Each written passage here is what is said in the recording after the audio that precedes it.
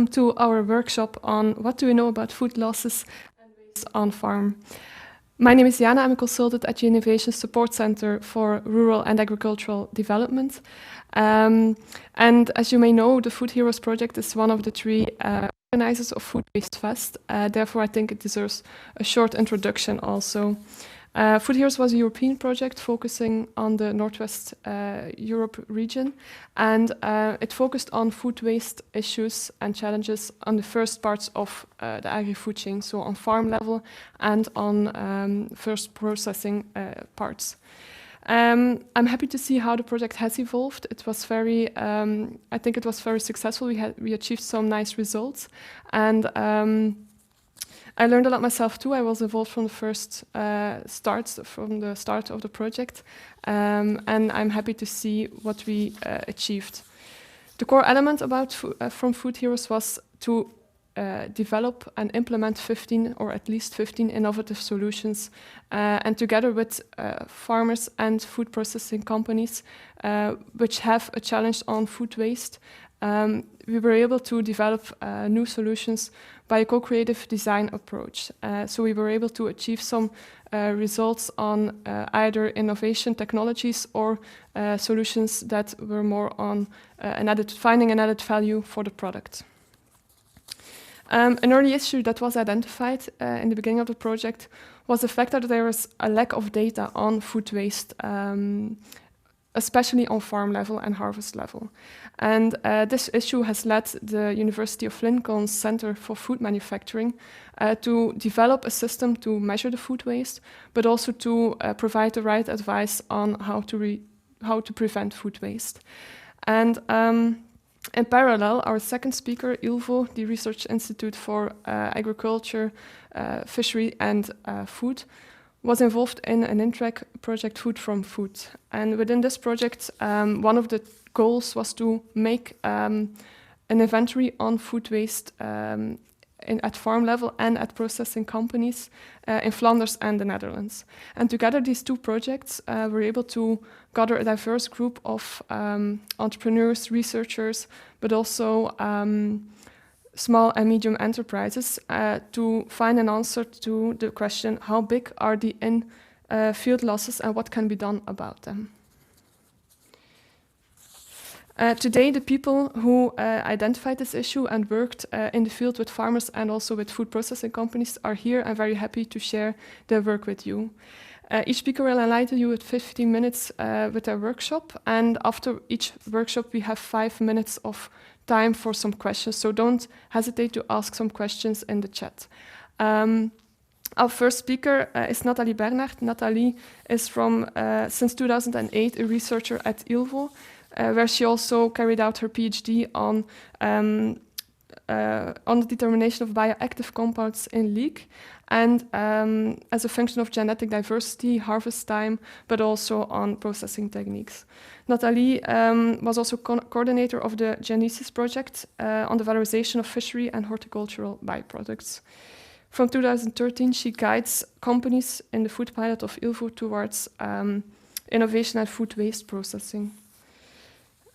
Nathalie, the floor is yours.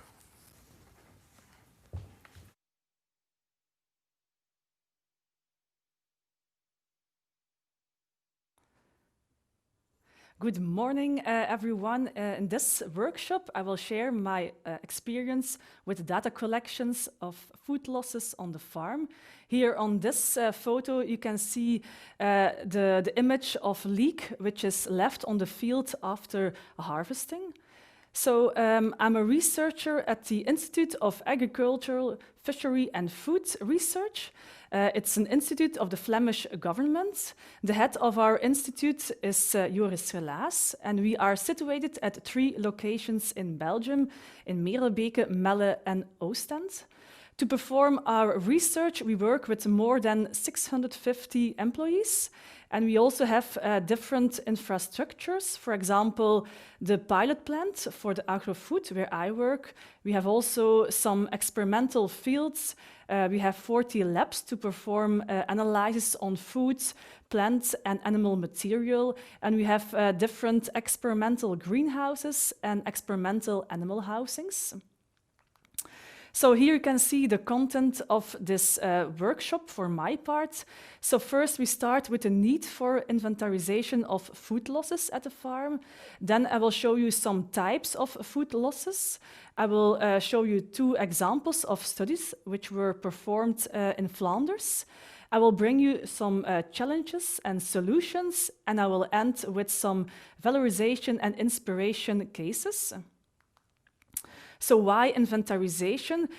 Often in the start of a research project, we start with the inventarization of food losses, because when we measure and quantify food losses, we have more knowledge about the amount, and this can give a potential for future collaboration, because when we know the amount, we can see if a farmer can collaborate with a market player or other actors in the food chain. So here you can see an overview of the types of losses which exist at the farm. You have, for example, the second choice vegetables or fruits. So the fruits which are too big or too small. For example, here you see 2 small onions which cannot be further used or processed. You have also the losses which are left on the field. So here's the example of leek. There are also some farmers who do a pre-processing step at their farm. Here you can see the green leek leaves which are cut off at the farm. And then you also have the peeling leaves or the outer leaves of fruits and vegetables. Here you can see the outer leaves of Belgian endives. So these are some types of food loss which exist at the farm. There are already some studies performed in Flanders. 2 of them are mentioned here. We have the Monitor Food Loss in Flanders, which was performed in 2015 and 2020 by the Flemish government. In this monitor, there was an inventarization of food losses over the whole food chain, and ILVO had a focus on the primary sector. We also performed the Food from Fruit project, which was an Interreg Flanders Netherlands project, where we did an inventarization of the losses in the primary sector and the processing sector, with focus on vegetables, fruits, and potatoes. So we see that there is a high amount of losses which exist at the farm. The reason, or one of the reasons, could be the large agro-business complex in Flanders. As we know, there are 34,000 enterprises in Flanders, and 70% of them are agricultural and horticultural businesses spread over different regions in Flanders. On the maps, you also see the main production regions for vegetables cultivated in greenhouses, which are more located in Antwerp and West Flanders. You have also the vegetables cultivated outdoors, with the main production region in West Flanders, and the fruit production region is Limburg, mainly Limburg. So at these locations of production, you also see the losses which exist. So first, the study of the Flemish government. The result of this monitoring you can find on this website, and the inventarization was done in accordance with the EU Fusion's Food Waste Quantification Manual. We start counting from harvest till pre-processing. So processing was not included in this monitoring. And the measurement of 2015 was a 0 measurement for Flanders. And the inventarization was done based on literature, on previous projects, on discussions with experts and farmers. So first we started with a selection of the most important crops in Flanders. And then for each crop, we listed the amount of loss, the destination, and the ratio eatable, non-eatable fraction. And here you can see the results for the agricultural sector. So in total, there is a food loss in 2015 of 330,000 tons. You also have the non-eatable fraction, which was more than 110,000 tons. So together we have more than 400,000 tons which was lost, but 90% of these losses have a destination in feed and compost and other applications. Here you can see the results in table formats, but we have also the results in a graph. So here you can see that leek takes a very large part of this amount of losses, followed by onion, carrots, and also apples, pears as a fruit. We have also the second project where we did an inventarization, which was the Interreg project Flanders, Netherlands. In this project, we made an inventarization of the food losses at processing level, but also at farmer level. And we also made an inventarization of the technologies which can be used to further process these food losses. And these you can find in an online database. Here you can see the results of the inventarization with a large part for potatoes, which were more the potato peels, and also leek was very high. Here you can see the mapping of these losses over the different regions in Flanders, but you see the main production regions for certain vegetables and fruit are also the main regions for food losses which exist. All these results can be found on the website of Food from Food. On this website, you can search for a certain crop. You can look for a country and a region where the losses occur. So we did some studies in Flanders to inventarize these losses, but we also feel that there are some challenges related to inventarization of food losses. For example, the numbers are most or often based on estimations of farmers, experts. So there is limited real on-field studies. We also see that the type and amount of losses are dependent on daily practices of every individual farmer. So we clearly feel the need for a standardized protocol to measure the losses on the farm and monitor the evolution during the time. One solution to prevent or to reduce the food losses is the valorization of food loss, but also for the valorization of food loss, there are some challenges. For example, vegetables and fruit losses contain a high moisture content, so they have a very short shelf life. They also come in seasons, and they occur at different locations in Belgium or other countries, and often in small volumes. So a central unit which can process these food losses could be a very ideal solution.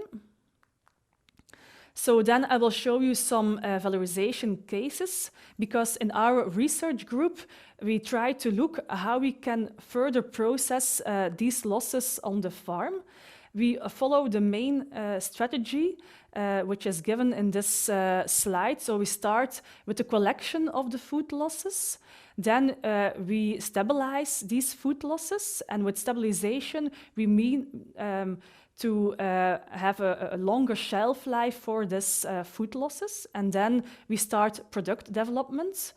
These experiments are done in the Food Pilot, which is a test center of ILVO and Flanders Food.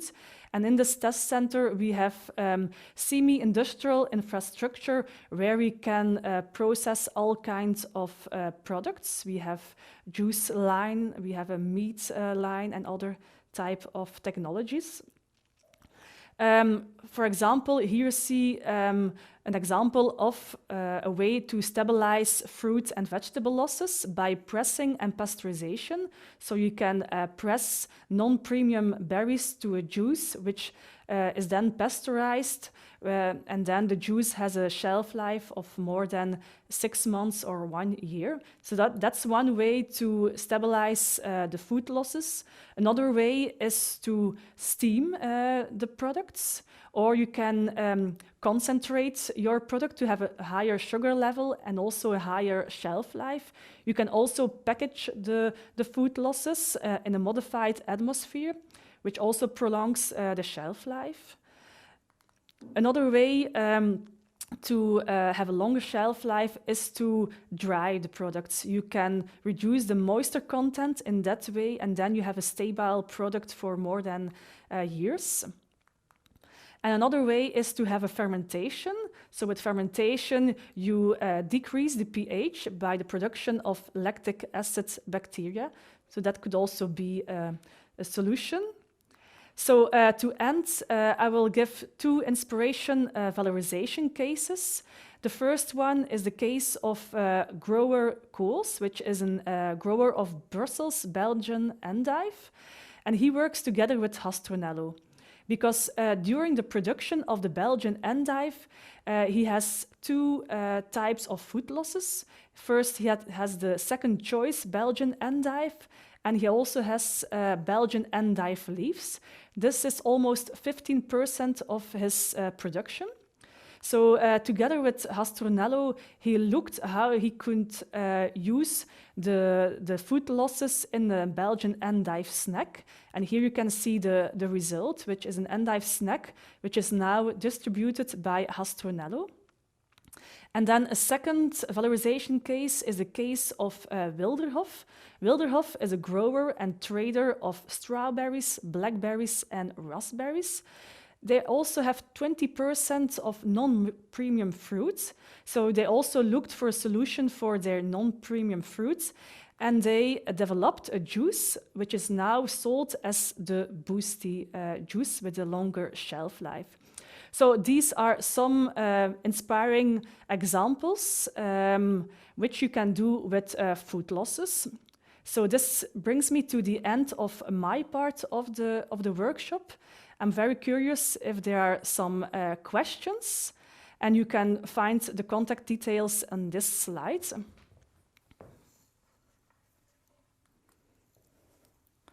So one of the questions we got is, do you know of other research centers that have investigated this for other countries, regions in the world? Indeed, there are some research centers in Europe where they also can do processing of these food losses. It's often the case that they are specialized in one type of food product, like dairy, fruits and vegetables, meat products. But indeed, there are some test centers, especially in Europe, as we know, where they can perform all kinds of experiments.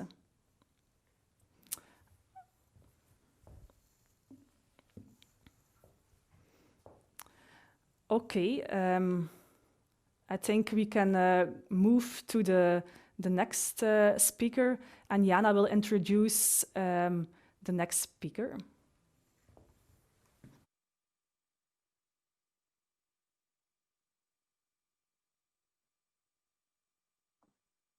Again, our next speaker will be Chris Bishop. He will go into further detail on the work he has been carrying out within the Food Heroes project. Chris has been with the University of Lincoln's Center for Food Manufacturing since 2017, but has worked in the post-harvest issue for longer than he cares to admit. But I was allowed to say that it is now 40 years since he has finished his engineering degree at Oxford University. Chris is very much involved in the whole chain, from the field to the consumer of vegetables and fruits. Although it was initially from the standpoint of energy use, which he obtained his PhD, for the last number of years it has been in food waste right from the field. Chris, over to you. Thank you very much, Jana. Right, okay. At this moment, there we are, right. So, as Jana said, this is part of the Food Heroes project. And as Jana said in her introduction, one of the challenges that we have at present is the lack of on-farm data. So that has been one of the areas where we have been looking. Next slide. So basically, we have been looking particularly up to now at potatoes and carrots and the valorisation, what there actually is in the field and what is actually left in the field after harvest, after the harvest operation is finished. Next slide. Basically, just a quick word about the University of Lincoln, the National Centre for Food Manufacture.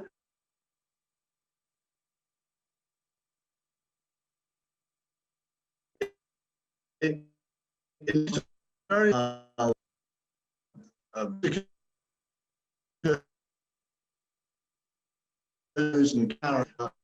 looking at the issues and challenges. Next slide. We had quite a large team with data, and then you can see the various other people that we have involved in this. And we were very much obviously liaising with Maran in the Netherlands. Next slide, please.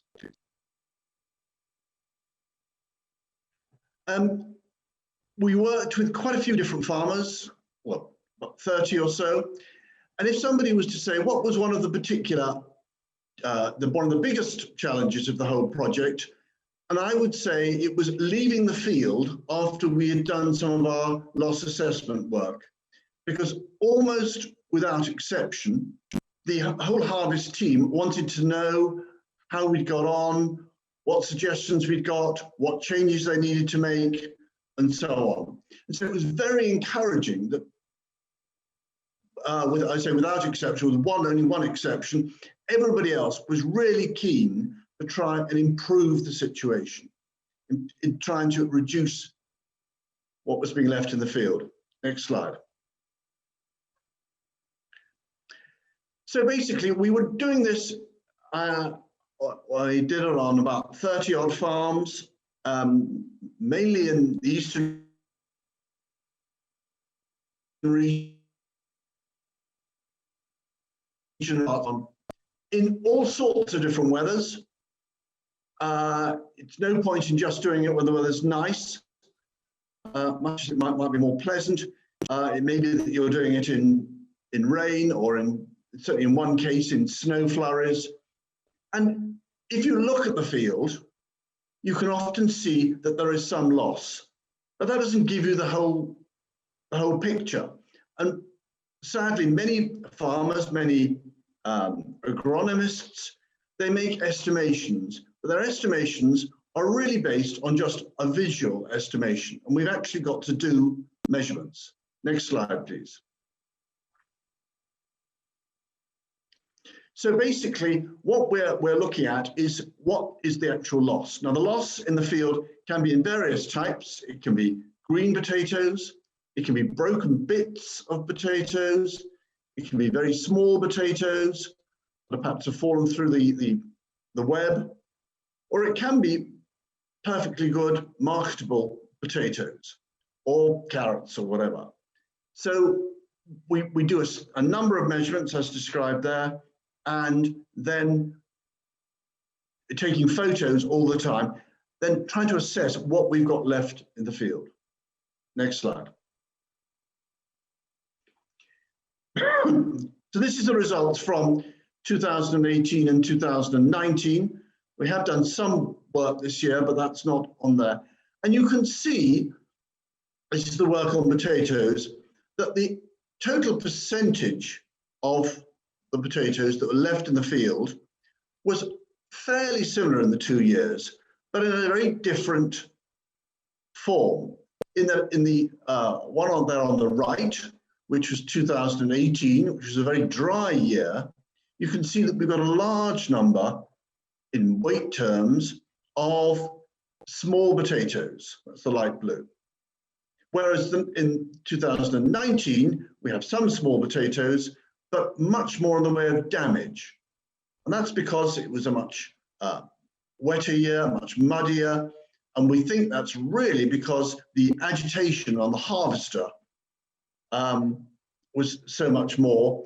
And so that various potatoes were quite frankly sliced on the harvester. So we can see then some very important differences, and that's information that can be fed back to the farmers, the machinery manufacturers, all the various people involved on what we should be doing. One other factor that's important is that there are some food producers who are interested in marketing very small potatoes, sort of 10, 15 millimeters diameter. But what they want to know is, well, what percentage of the crop is in that range? Are we going to set up and want to sell very small potatoes and discover there just aren't enough of them? So it's important for feeding that information back to the food manufacturers. Next slide. Yeah, as I say, we tested the solution in all sorts of different situations. You can see one of those days it was very misty. That one on the bottom left, there's actually my winter boot is there somewhere. The amusement of the harvest team, I had to walk across the field in bare feet or in one bare foot. But anyway, we were testing the solution, evaluating it, seeing how well it worked. Next slide. So this is one where we're looking really here at carrots and carrot harvesting, and how useful and how important was this actual doing some actual digging, doing some actual measurements. And here you can see the left-hand column is the average breakdown of the losses in the field with carrots. We were in one particular field where they had a couple of problems with the harvester. They knew they did. They had to go on harvesting to satisfy the supermarket demand. And they had one of their web bars was missing. So they replaced that, and then we carried on. And you could see it made a small difference, but only a small difference. But there was also an alignment issue. They changed that, and you could say that made a big difference. And it was from just visually looking at things, you couldn't measure, you couldn't see that. You actually had to measure. Because as the saying goes, you know, you can't manage what you can't measure. Next one, please. Next slide. This one again is of carrots, and this one to me is perhaps one of the ones that has got one of the biggest take-home messages. We can see here on the left-hand column is the average losses that we get in the field with carrots. You can see the one on the extreme right. That was the best case scenario. Almost no loss at all. And that was done in very adverse conditions. I kept losing the harvester in the snow, actually, on that day, or in snow flurries on that day when we were doing that. Very good. The one in the middle with much higher losses was one where they had started to harvest, and then they had a phone call from the supermarket saying that they wanted to increase their order by 30%. I think it was 30%, but they wanted it at the same time. So everybody had to speed up. Everyone had to do things much faster. And as a result of doing things much faster, they also ended up with much higher losses.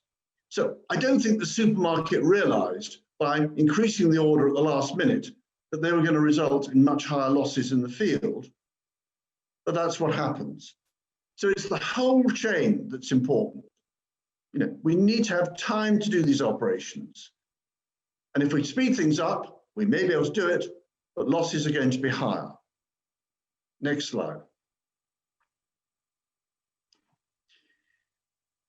As I keep saying, it is very difficult just by looking to estimate what's going on. In those two pictures you can see there, it's exactly the same weight, to actually within about half a gram of potatoes.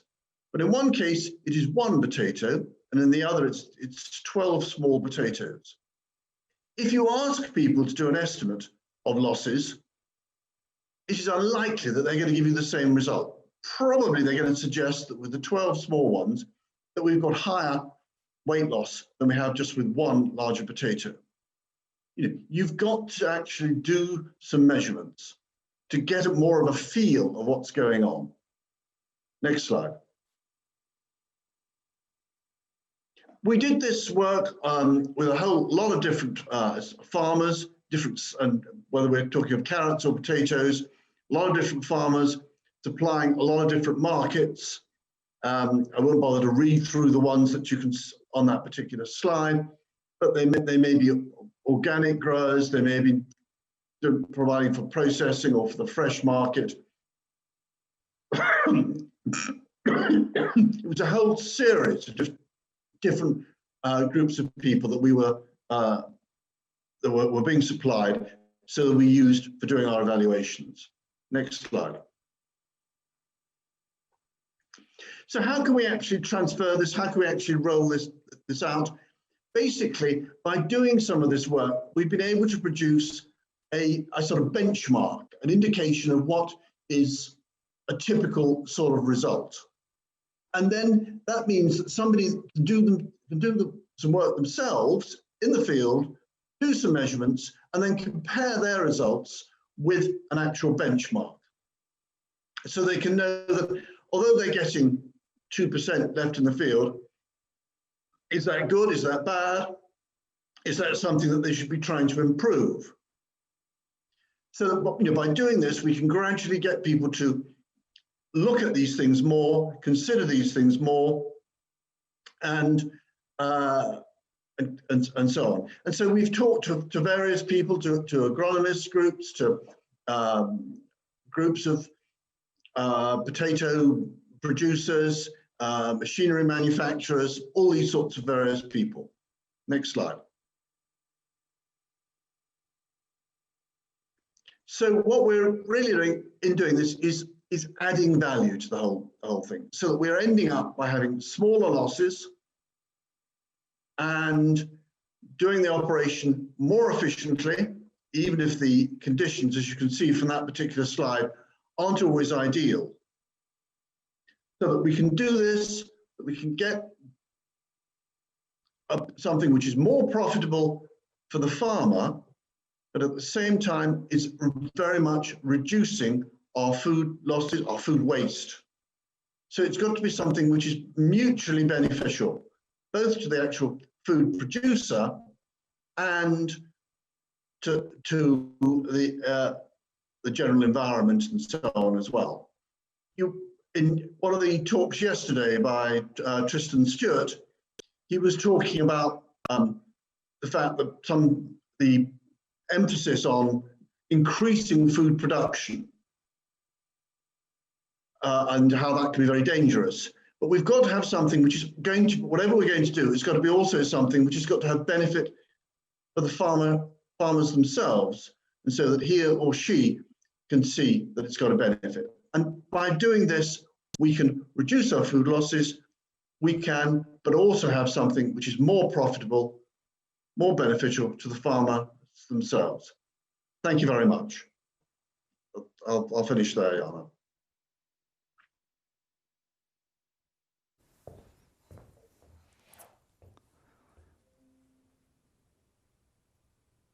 Okay, thanks, Chris, for your presentation.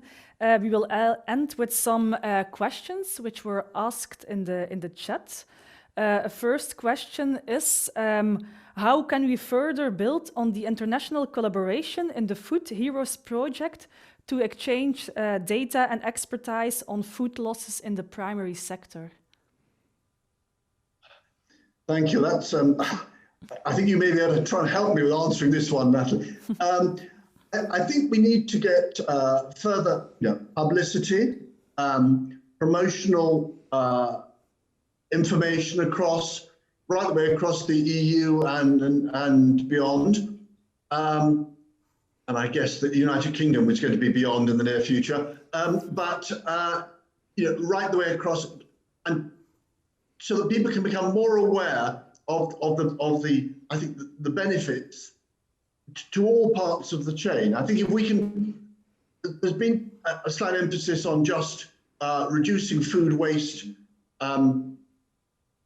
without really thinking, is that going to affect the profitability of different parts? And I think if we can have something where you can show that it's going to be a benefit to a whole lot of parts of the chain, I think that's going to be important. But perhaps you'd like to add something there. No, that's okay. Okay. Yeah.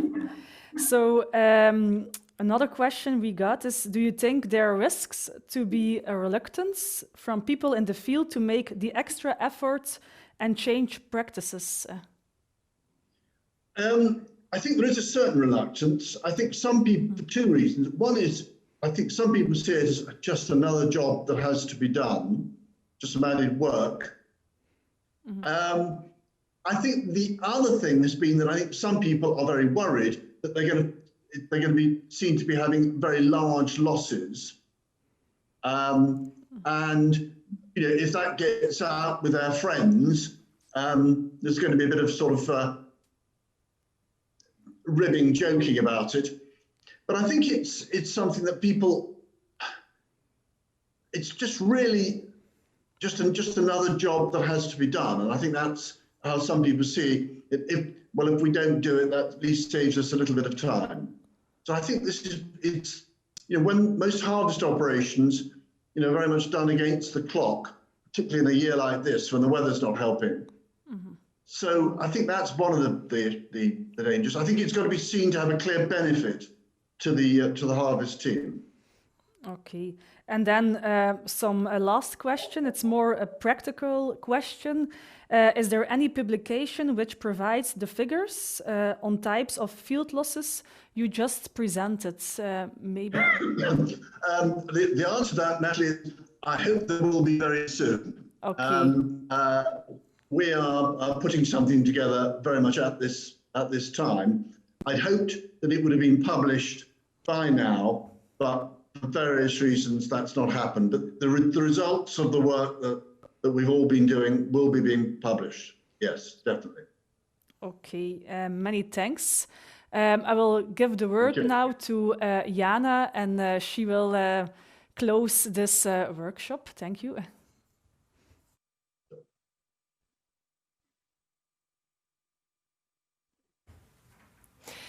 Hi, everyone. Very big thank you to join our workshop. I hope it was interesting for you. Again, I learned a lot myself again. I've noticed that there are still some questions coming in, but we don't have the time to answer everything at this moment. But I will make sure that the questions go to the right people to answer and reply to you. Everything will be shared afterwards. The presentations will be shared with you. If you have other questions coming up, you have the details of Chris and Nathalie, I think. So that shouldn't be a problem. Thank you again, and I hope you can join some other workshops and hope to hear or see you again soon. Bye.